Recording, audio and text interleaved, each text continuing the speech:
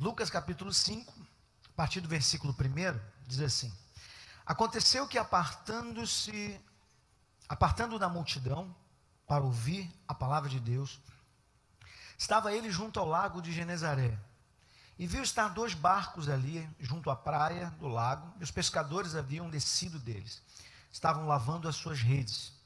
E entrando num dos barcos, que era de Simão, pediu que afastasse um pouco da terra, e assentando-se ensinava do barco a multidão.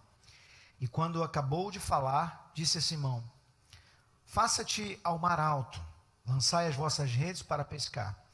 E respondeu Simão, disse-lhe: Mestre, eu pesquei a noite inteira, nós não pegamos nada, mas sobre a tua palavra eu lançarei a rede. E fazendo assim, colheram uma grande quantidade de peixes, e rompiam-se-lhe as redes. E fizeram assim aos companheiros, e fizeram sinal aos companheiros que estavam no outro barco, para que fossem ajudar. Foram e encheram ambos os barcos, de maneira tal que quase iam a pique. E vendo isso, Simão Pedro prostrou-se aos pés de Jesus, dizendo: Senhor, ausenta-te de mim, porque eu sou um homem pecador. Pois que o espanto se apoderara dele, e todos os que estavam com ele estavam por causa da pesca dos peixes que Deus havia feito. E de igual modo também Tiago e João, filhos de Zebedeu, que eram companheiros de Simão. E disse-lhe Jesus a Simão: Não temas, de agora em diante serás pescador de homens. E levando os barcos para a terra, deixaram tudo e seguiram a Jesus. Quando comecei a pensar sobre esse texto aqui, as coisas que aconteceram aqui no texto, eu me lembrei de uma época não muito distante, que eu sou formado em economia e trabalhava para algumas empresas e alguns empresários que queriam abrir negócio. E eles então sempre me pediam para fazer uma análise de viabilidade de um negócio. Para você fazer uma análise de viabilidade, uma das coisas que você tem que estudar, e uma das coisas que eu gosto de fazer, é um cálculo que se chama BIP, ou em inglês, Break-Even Point, ou ponto de rompimento, ou ponto de equilíbrio do negócio. Por que o empresário precisa disso? Porque ele precisa saber que o dinheiro que ele vai investir, em um determinado momento, aquele dinheiro vai retornar para ele. Então ele tem que saber quando é o ponto de retorno, quando é o ponto de equilíbrio. Se você não sabe qual é o ponto de equilíbrio de um negócio, geralmente você não entra, você fica com medo. E aí, como é que vai ser isso? E se esse negócio não der certo? E se o dinheiro que eu investi não voltar? Então, você faz toda uma análise de viabilidade, analisa o mercado, analisa tudo, mas você está com o olho no ponto de rompimento. Quando eu olho para esse texto aqui, eu vejo que o ponto central aqui do negócio é o ponto de rompimento. O ponto de rompimento da rede. Eu acredito que Deus tem um romper muito grande para fazer na sua vida. Vou repetir, que eu acho que só uns 4 aqui pegaram. Vou começar de novo daqui para lá, para aquele ponto. Espera aí. Agora, finge que eu não falei. Eu acredito que Deus tem um romper tremendo para levar para a sua vida. E esse rompimento que Deus quer fazer, e esse mover tremendo que Deus quer fazer, ele vai romper o sucesso da sua vida, mas ele não pode romper a sua rede. E o sucesso está quando a gente aprende a reter o mover de Deus sobre a nossa vida. Então, quando eu olho para o texto, eu acho interessante que é o seguinte: Jesus teve uma necessidade, ele sentiu uma necessidade do reino, ele queria pregar para a multidão, só que a multidão apertava ele no canto da praia. Como é que eu vou pregar aqui? O povo não vai me ouvir, nem vai me ver. Então ele olha para o lado e diz: quem é que eu posso usar aqui? Eu profetizo em nome de Jesus, que o Senhor está em busca, e Ele vai encontrar aqui essa noite, pessoas que estão à disposição de Jesus, para Ele usar para esse grande romper. Deus olhou e achou Pedro. Pedro estava ali lavando as redes, o que dá a entender que ele já tinha feito o que ele tinha que fazer. Ele estava disponível para ir embora, mas naquele dia ele mudou a estratégia dele de ir embora, descansar, para que Deus pudesse ter atendido uma prioridade do reino. Primeira coisa que eu preciso dizer para você é o seguinte: para o mover de Deus vir sobre a sua vida, você tem que aprender a mudar prioridades. Você tem que entender que a sua prioridade é o reino. Você tem que entender que as coisas precisam estar disponíveis. Deus quer usar a sua rede, Deus quer usar o seu barco. Deus quer usar os seus relacionamentos, Deus quer usar a sua vida. E quando Ele pedir, você precisa estar disponível. Se você estiver disponível, Deus certamente vai usar. Ele chegou e olhou Pedro e disse: será que você pode me emprestar esse seu barco? Eu preciso pregar para essa multidão. Entrou no barco de Pedro e disse: ó, vamos sair. Vamos nos distanciar da praia. Ele não se distanciou para pescar, ele se distanciou para pregar.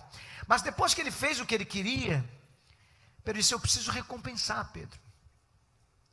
Deus nunca vai pedir nada a você que Ele não tenha um interesse de recompensá-lo. Quando Deus te escolhe, é porque Ele tem algo grande para fazer na sua vida. Quando Deus pede a sua vida, é porque Ele tem alguma coisa grande para fazer na sua vida. Mas não sou só eu que sei disso e nem você. Satanás sabe disso. E eu, quando eu falei no início da mensagem sobre a história, foi porque quando eu estava meditando nisso aqui, eu lembrei dessa questão de Satanás sabe do que Deus vai fazer na minha vida. E eu me lembro que eu morava em Vila da Penha, numa rua chamada Arthur Rê, que é chamada Rua da Setel. É uma rua onde vai para uma praça, onde os meninos jogavam bola ali e tudo. Então eu pegava a minha bola, ia para lá, para o campo, e ficava o dia inteiro jogando bola ali. E eu me lembro que toda vez que eu passava em frente a uma casa que tinha um cachorro. E aquele cachorro, toda vez que eu passava ali, ele parecia que tinha ódio de mim, não sei. Ele rosnava. O bicho um dia, né? Eu ficava imaginando, imagina se esse bicho se solta dali. Né? Um bicho horrível, assim, feião, grandão, enorme. Mas o dono dele, na casa, tinha uma como é que chama? Um corredor. E no corredor ele colocava um arame. O cachorro ficava preso no arame e corria para um lado e para o outro. Mas toda vez que eu passava ali com a minha bola indo para o campo, o cachorro vinha na toda, puxando aquele arame. Você escutava aquele barulho do arame correndo, né? E eu escutava assim, vem ele. E aí eu ficava ouvindo, e de repente eu fazia assim, pau! A batida era a minha salvação. Quando eu escutava a batida, eu falei, ficou preso, né?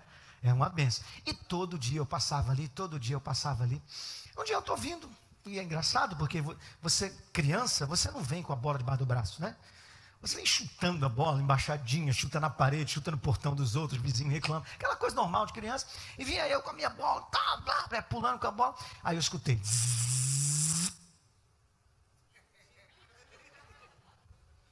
Eu falei, cadê o pá? Não teve pá. Irmão, quando eu olho, o portão estava aberto, o cachorro parado me olhando. Eu olhei para ele com a bola na mão, ele me olhou. Irmão, eu acho assim, um dos maiores jogadores do mundo, se chamava Romário. Esse cara tinha um arranque, e eu sou mais ou menos da idade dele, a gente jogou bola junto. Ele tinha um arranque que ninguém pegava. Ele era de Vila da Penha também. Ninguém pegava o cara. Quando o baixinho resolvia correr, ficava todo mundo para trás. Mas naquele dia, se ele tivesse comigo, ele não ia conseguir me pegar. Mas não ia. Irmão, quando eu olhei o cachorro, eu vi a bola. Que? Pum, disparei, mas não, o cachorro atrás. E eu correndo. E a bola caiu da minha mão, eu dei um bico na bola para frente, para poder pegar ela lá na frente. Eu corri tanto que o bico não foi suficiente. Eu passei pela bola correndo, o meu prédio chegou, pulei por cima da grade do prédio, me estabaquei todo. Quando eu olho para trás, cadê o cachorro? Parou, não veio. Aí eu voltei. Quando eu voltei, ele com a bola. Na mesma hora eu pensei, o cara não me queria. Eu não era o problema. O cachorro não estava de olho em mim. O cachorro estava de olho na bola. O negócio dele era a bola. Se eu tivesse largado a bola e corrido, ele nem atrás viria. Uma das coisas que eu aprendi na minha vida como cristão é que eu não sou problema para o diabo. O diabo não está nem aí para mim. Eu como pessoa. Eu como Djalma. Eu não sou nada. Não tenho poder. Eu não tenho, inteligência para suplantar as coisas que ele pode fazer. Mas uma coisa que mete medo no diabo é o que Deus pode fazer através de mim. O problema não sou eu. O problema é a bola. O problema não sou eu.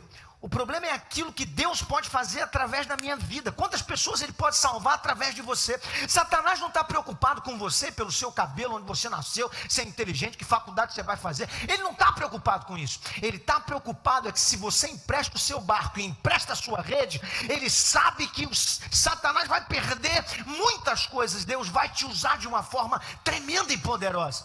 Ele está preocupado é com como Deus vai usar a tua vida.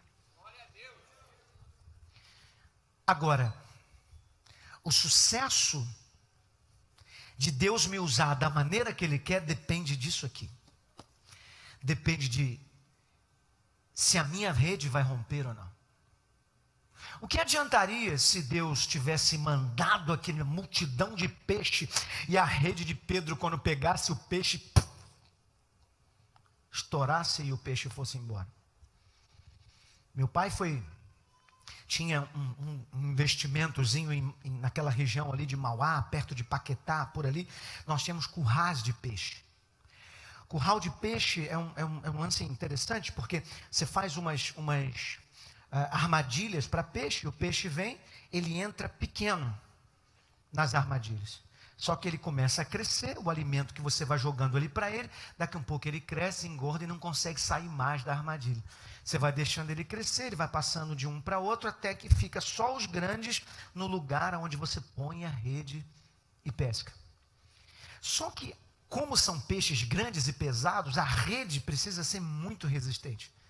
Então eu via sempre os pescadores que trabalhavam para o meu pai, sempre reforçando a rede, pegando as redes e puxando. Eles jogavam peso em cima da rede para ver se ela aguentava o peso de pedras e de coisas. Eles testavam a rede antes de levar para o mar, porque eles sabiam que não adiantava nada eles colocarem a rede no mar e na hora de puxar o peixe, a rede arrebentar. Você sabe que nós estamos vivendo um período em que a quantidade de informações que a gente recebe é muito grande. O Dr. Augusto Cury chama isso de a quantidade de informação dentro da nossa mente. Ele chama, agora esqueci do que ele chama, está vendo? Alguma coisa desse.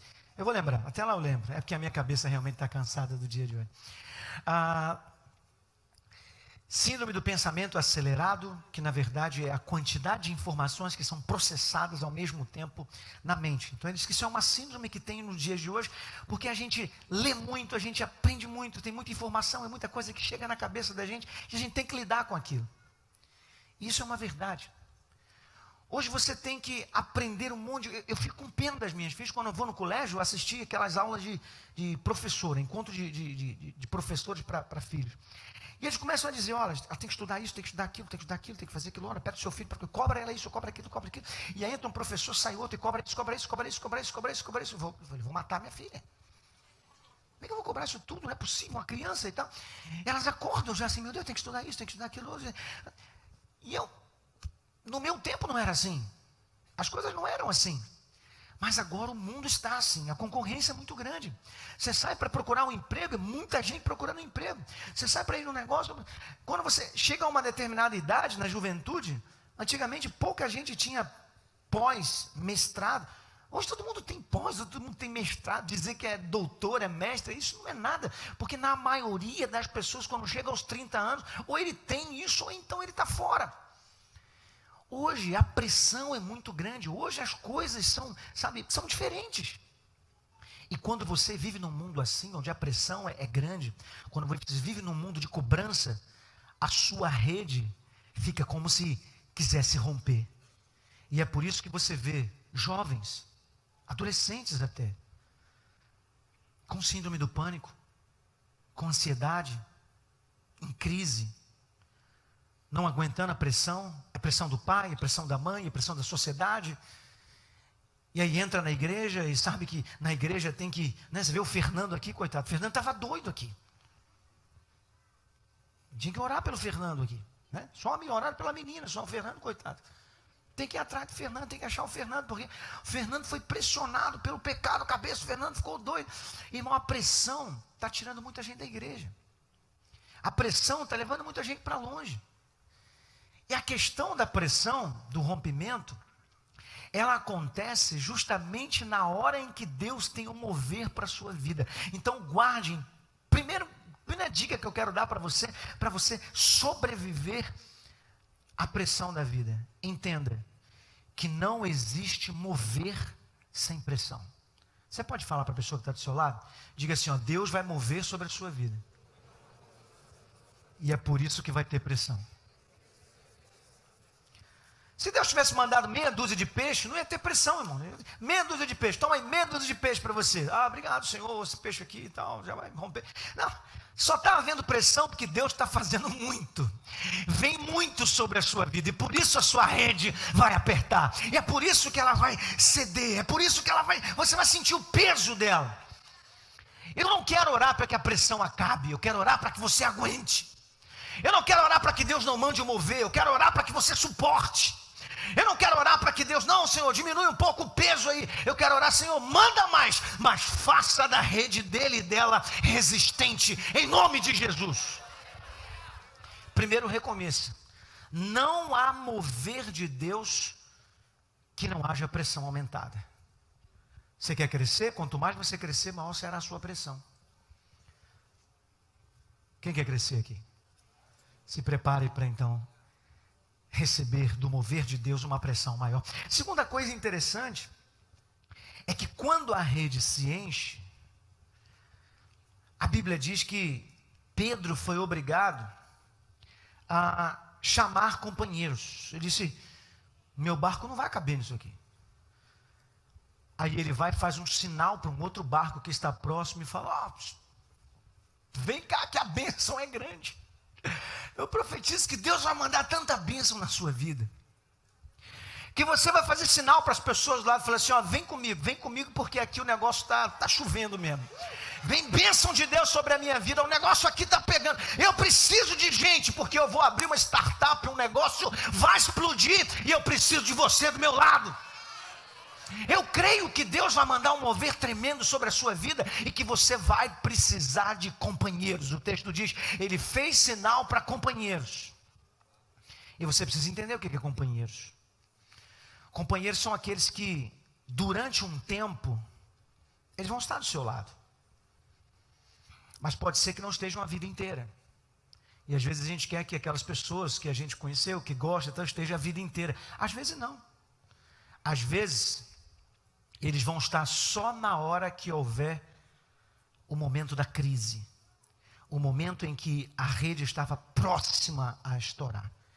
E aí Deus vai e coloca as pessoas certas do seu lado, para que você não se corrompa, não perca e não se desestabilize e você consiga reter a bênção de Deus.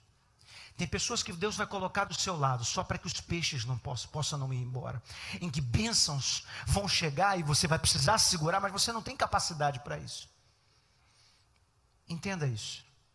Ninguém vence sozinho. Você não vai conseguir romper achando que o que você tem é só para você. Primeiro que a gente não consegue isso. Ninguém consegue vencer, conquistar ou ter alguma coisa na vida sozinho. Para você romper, você vai precisar dos outros. Você vai precisar de conselho. Você vai precisar de mentoria. Você vai precisar que alguém abra uma porta, um caminho. Você vai precisar de pessoas que venham trazer para você um conhecimento em determinada área que você não tem. Porque o que você sabe fazer é pescar. Mas você nunca recebeu tanto peixe na sua rede. Aquilo você não sabe gerenciar. E agora? Como faz? Quantos meninos que jogam bola e a gente vê que começa a ganhar dinheiro e se perde? Porque ninguém ajudou ele na hora em que a bênção começou a aumentar. Ele achou que era só ganhar dinheiro e gastar. Mas a vida não é assim. Quando você começa a ganhar dinheiro, começa a aparecer um monte de gente de tudo que é lado, que vira amigo seu e que você nunca conheceu. Como administrar isso? Você era um cara feio, horroroso, ninguém gostava de você. Fala nisso, você falou um negócio aqui, negócio de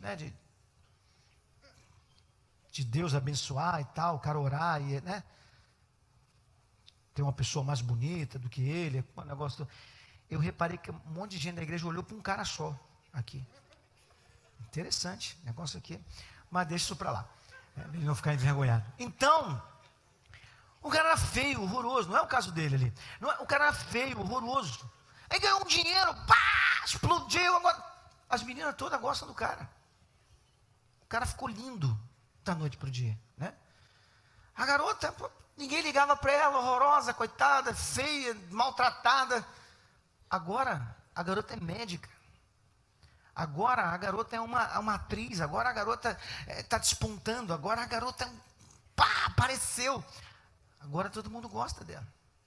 Até os saradões, os malhadões. Quando Deus começa a soprar sobre a sua vida, vem um monte de tipo de pressão para que a rede rompa.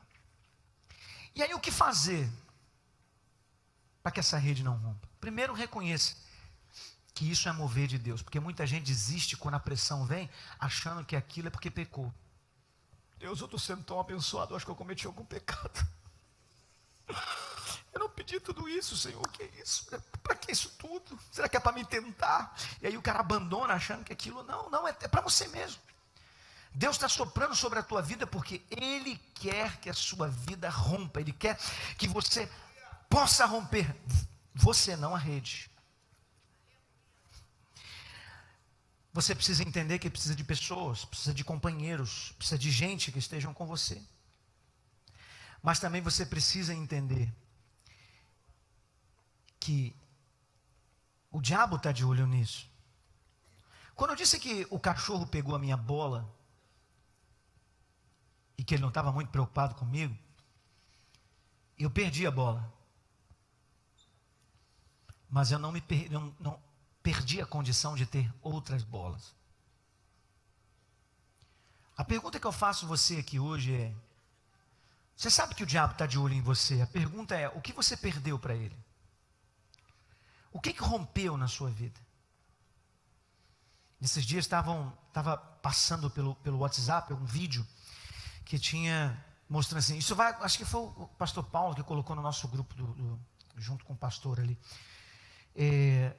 O pessoal estava num rio, botou uma rede, daqui a pouco começou um monte de peixe, e o pessoal tentando segurar a rede, quase estourando, explodindo, e eu reparei que alguns peixes pulavam por cima, né? Eles batiam, pulava por cima, e um bobão voltou, ele tinha fugido já e voltou, isso acontece. Agora a pergunta que eu faço para você é o seguinte: quando a pressão vem, existem algumas coisas que vão se perder, é inevitável, mas pode voltar. Quem sabe a pressão começou a tirar de você paciência, e você, mesmo jovem, já está impaciente. Pastor, não aguento mais, não estou aguentando mais não. Nome de Jesus, tem que fazer alguma coisa. Ai, Jesus. Olha aqui, pastor, olha comigo, olha aqui. Está ruim, o negócio está ruim. Novo, já todo pressionado, já perdeu a paciência.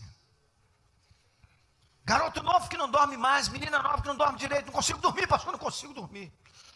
O que você tem, meu? Não, estou ansiosa, emprego, não consigo passar na faculdade, eu não consigo fazer as provas, muita matéria, muita coisa, muita gente. Ainda tem aquelas garotas, minhas colegas, meu Deus, não aguento, muita pressão. A garota não dorme. O que você perdeu? Deus tem um mover para mandar para você, mas você precisa avaliar o que você perdeu. Pedro perdeu algumas coisas, mas ele não perdeu tudo, porque ele chamou os companheiros e conseguiu segurar o que interessava para eles. Deus me deu essa mensagem para que você pudesse pensar nisso. O que você perdeu? até aqui? Será que você perdeu santidade? Porque a pressão do pecado tem sido tão grande na tua vida, que você permitiu que se rompesse alguma área que tocou na sua santidade? O que você perdeu? Será que você perdeu o foco? Você sabia o que Deus queria da sua vida, mas a pressão foi tão grande que você falou: quer saber? Eu estou fora, eu não quero mais. O que você perdeu? Será que você perdeu o ânimo? Você era tão animado, cara, para tudo. Você vinha para a igreja animado, você buscava a Deus animado, e agora parece que traz 500 quilos com você de casa para cá. Tá bravo. O que você perdeu? Você lia a Bíblia, que era uma beleza. Você lia, você buscava, você comentava, você discutia, e hoje você só sabe falar de futebol. Teu assunto mudou. O que você perdeu? A pressão veio, mas Deus quer que você retenha, porque Deus tem bênçãos para a sua vida, Deus tem coisas para romper com você.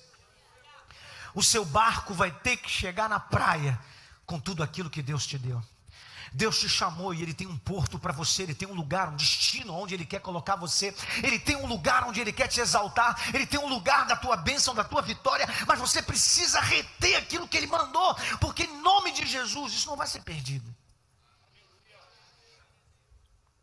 Será que se perdeu? Eu perdi a bola, mas aquilo não me traumatizou. O maior problema das pessoas é que elas vão acumulando traumas por causa das perdas. E esses traumas vão sendo levados pela juventude até a vida adulta, e isso destrói os sonhos, destrói aonde eles querem chegar, destrói propósito, destrói relacionamentos, tem dificuldade para casar. Não sei se você conhece pessoas assim, mas tem pessoas que têm dificuldade em relacionamento. Pessoas que têm dificuldade de encontrar uma pessoa e ficar com ela, porque começou o negócio, parece que os traumas vêm todo e bum, destrói o relacionamento, parece uma bomba. E se casa, essa bomba explode depois lá no casamento. O que você perdeu? Eu gostaria que você hoje avaliasse isso, e em nome de Jesus chamasse o melhor de todos os companheiros para ajudar a carregar o seu barco e a sua pressão. Chamasse o Espírito Santo de Deus, para que Ele possa te ajudar a carregar essa rede, cheia de peixe, cheia daquilo que Deus quer para a sua vida, para que isso não se perca. E em terceiro e último lugar, a Bíblia diz que Pedro, quando viu aquela multidão de peixe, e viu que os seus amigos vieram, e viu que eles conseguiram levar os 2 barcos, e viu que tudo estava acontecendo do jeito que tinha acontecido, ele falou: cara, fui abençoado mais do que eu mereço. Eu não mereço tanta bênção assim, eu sou pecador.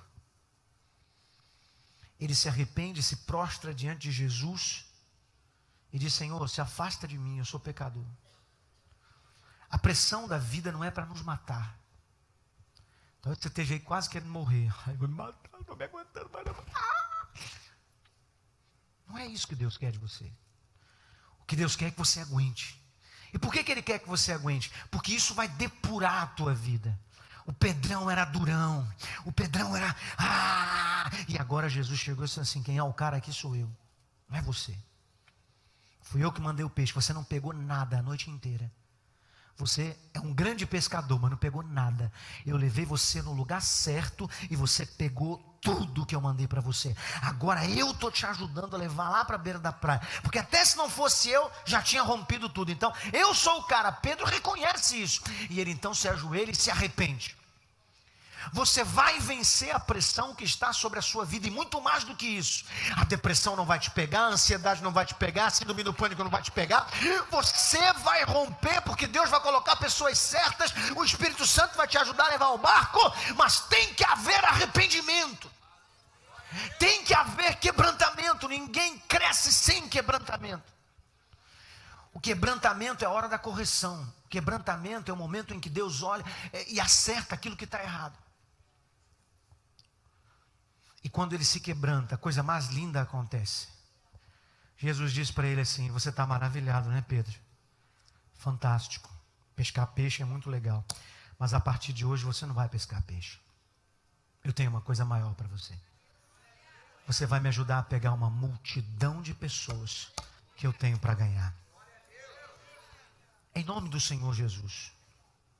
Quando você reconhecer que toda a pressão é um sinal do mover de Deus na sua vida. Quando você reconhecer que não se vence pressão sozinho, você tem que ter outros.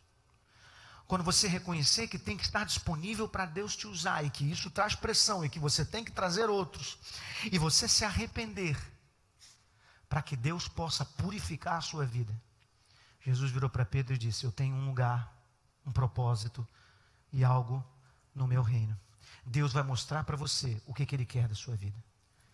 Você não sabe ainda, você não tem nem ideia. Pedro, nesse instante, não tinha a mínima noção de que ele seria um dos maiores líderes que a igreja já teve, que ele seria o primeiro, que seria aquele que iria abrir as portas. Deus tem um propósito na sua vida. Eu profetizo em nome de Jesus que você vai ser o primeiro em muitas coisas lá na sua casa. Você vai ser o primeiro a romper na sua casa, a romper de verdade. Pastor, minha casa já é abençoada, e você não tem nem noção do que Deus vai fazer com você. Tem um rompimento maior para chegar na tua vida, mas você precisa entender disso. A pressão é grande, eu sei, mas Deus vai mandar pessoas, o Espírito Santo vai te ajudar, você vai se arrepender e Deus vai te revelar aonde é que Ele vai te enviar, e você com certeza será uma bênção na mão de Deus. Eu quero orar pela sua vida. Eu queria que você ficasse de pé.